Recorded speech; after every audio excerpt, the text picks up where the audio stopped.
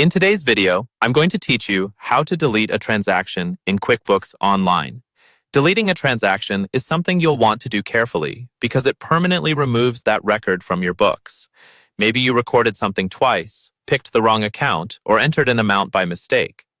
Whatever the reason, I'll walk you through the exact steps, and along the way, I'll share some tips so you understand what's happening and don't accidentally delete the wrong thing. First, sign into your QuickBooks Online account and make sure you're on the correct company file if you manage more than one. Once you're in, look at the left-hand sidebar. From there, go to the section labeled Transactions. Depending on your layout, this might show as Transactions, Expenses, or Banking, but you want the main area where all your financial activity is listed. Clicking into Transactions will open a list of your recent entries, such as expenses, sales receipts, or bank activity. Next, you'll need to locate the exact transaction you want to delete. Take your time here. You can use the search bar, filter by date, type, or account, or simply scroll through the list.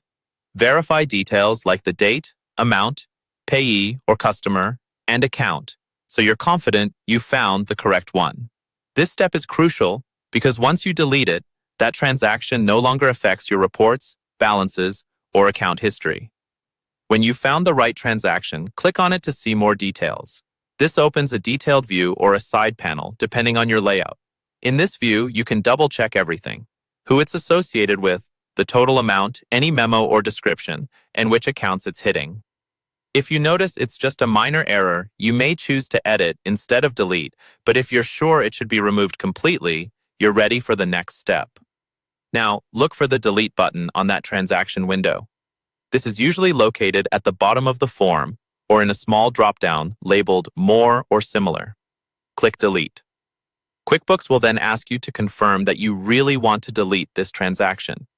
Read the message carefully so you understand that this action is permanent and will affect your financial reports.